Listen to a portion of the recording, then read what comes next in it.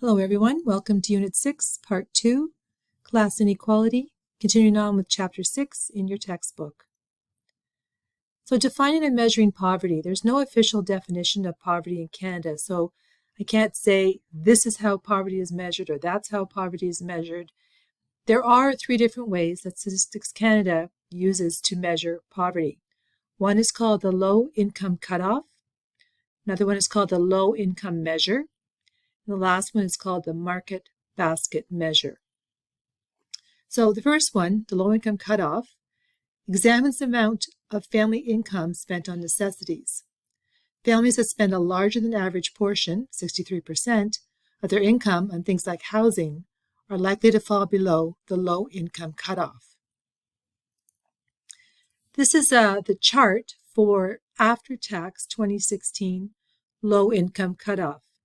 So, for example, if you are one person, a single person, living in Welland has a population of about 55,000 people, then if you make less than $17,267, you would be considered to be below the low income cutoff and to be living in poverty. So find out where you are on this chart.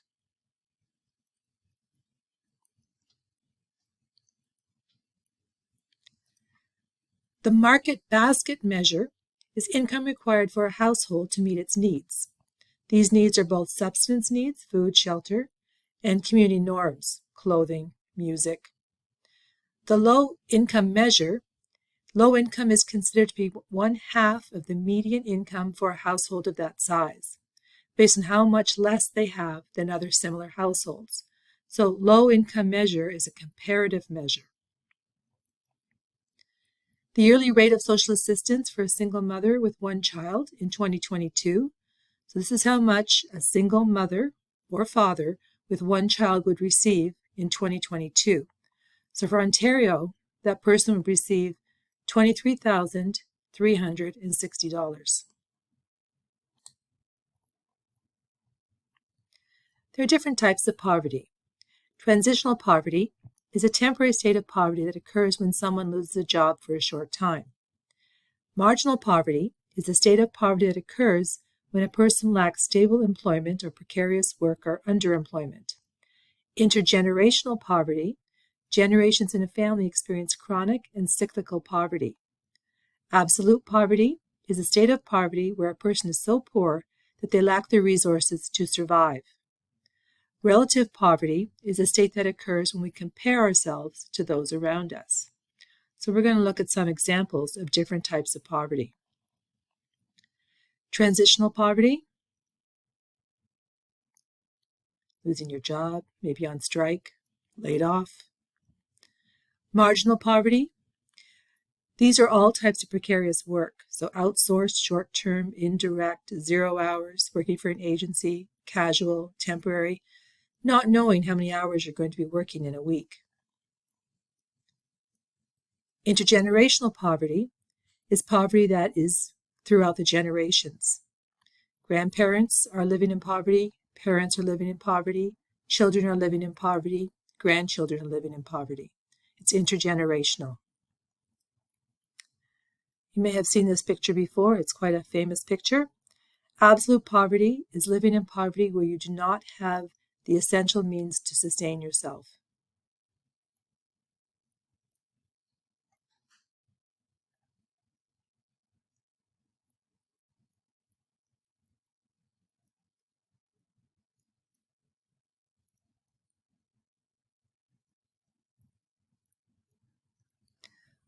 Relative poverty is poverty where you is a comparison to the people around you.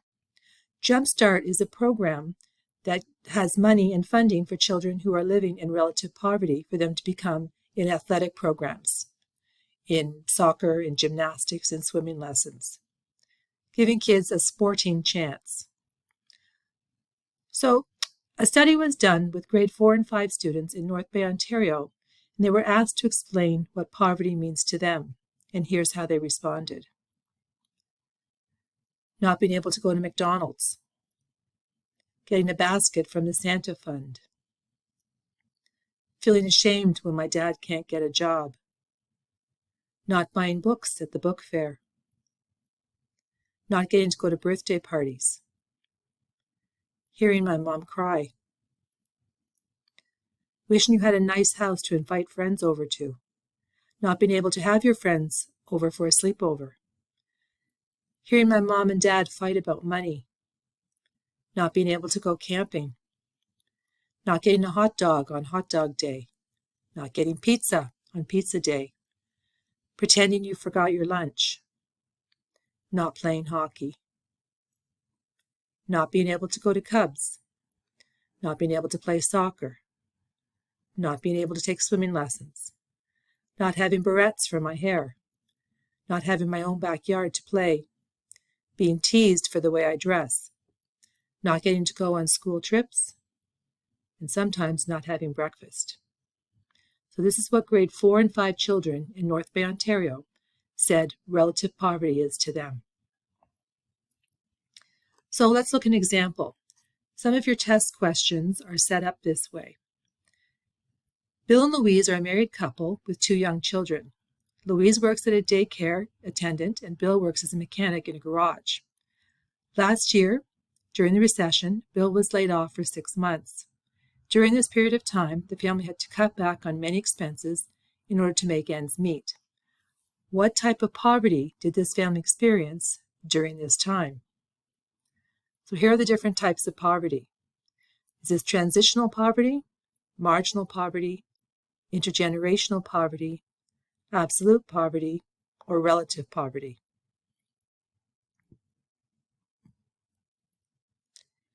If you chose transitional poverty, you are correct. So what form of poverty is this?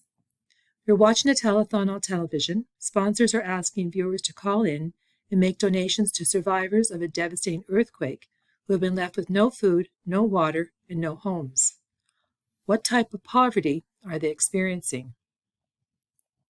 And again, the types of poverty: transitional poverty, marginal poverty, intergenerational poverty, absolute poverty, and relative poverty. If you chose absolute poverty, you are correct. So some of your test questions will be set up like that. Homelessness, a social category that includes anyone who cannot obtain and sustain long-term adequate and risk-free shelter. These are safe places to live. No one chooses to be homeless. Some people may choose not to live in a shelter. So when you think of a homeless person, who automatically comes to mind? Is it as simple as someone who doesn't have a place to stay, or is it far more complicated than that? Is a stereotypical panhandler just asking passersby for change? Is that someone who's homeless? Or is it a squeegee kid washing windshields? Or is it the person in the seat next to you who sleeps in his car and showers at the gym? Homelessness is something people hide. Social determinants are factors that influence your health. So housing and health are connected. Where and how people live can influence how healthy they are and how well they live. Housing is linked to all kinds of situations to do with ourselves. A homeless person is 4 times more likely to die of cancer, 5 times more likely to have heart disease, and 28 times more likely than the general population to have hepatitis C. The life expectancy for the average Canadian is 77 to 82 years of age, and life expectancy for homeless is 34 to 47. And this is from St. Michael's Hospital. This is a report done by CBC. Hidden homeless. Hidden or concealed homelessness, people without a place of their own, who live in a car with family or friends, or in long-term institutions such as a prison. Individuals who have housing but who live in substandard or undesirable shelter and may be at risk of losing their homes.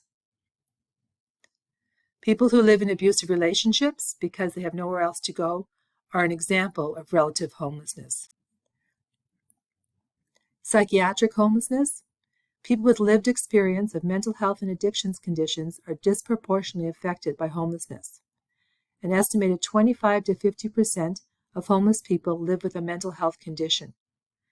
25 to 50% of people who are living without a home, in their car or on the streets, live with a mental health condition. The consequences of homelessness tend to be more severe when coupled with a mental health condition. People remain homeless for longer periods of time, have less contact with family and friends, and therefore less of a support system, have more barriers to employment, and are in poorer health than other homeless people. And that's from CMHA.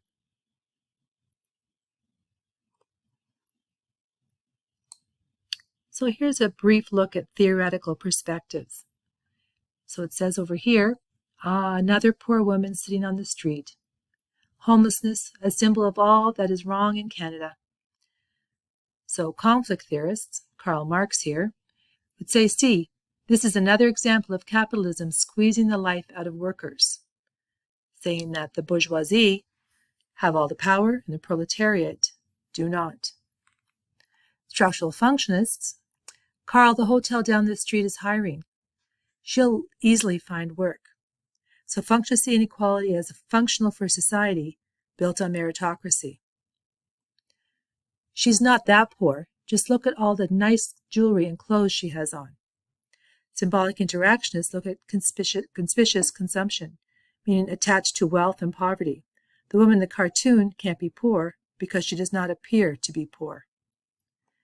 And the feminists would say, poor woman, such an uphill battle in this man's world. So looking at a gendered perspective.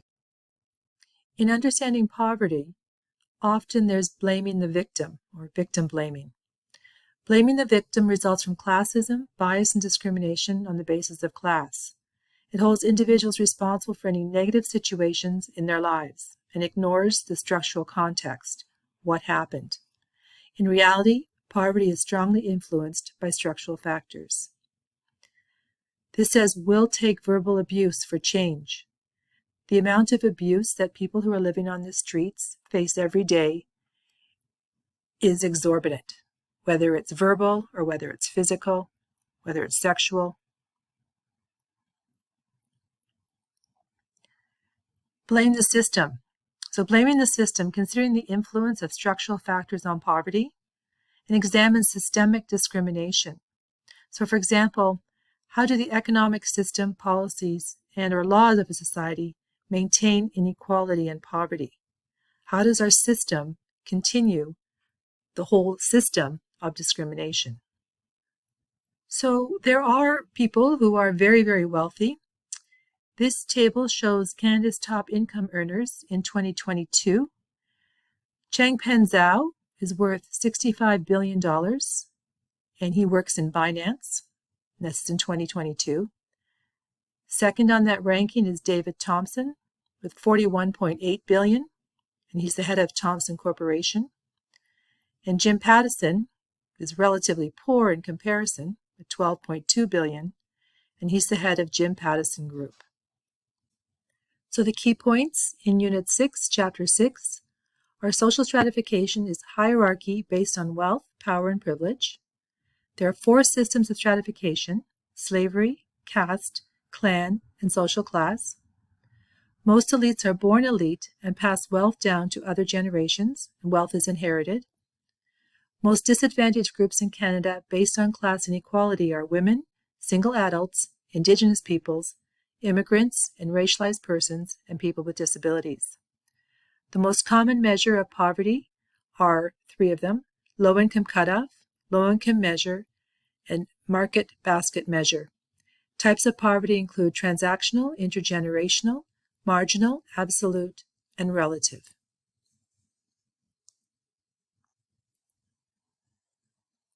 Coming up next is Unit 7, which is Chapter 10 in the text. The first part is deviance.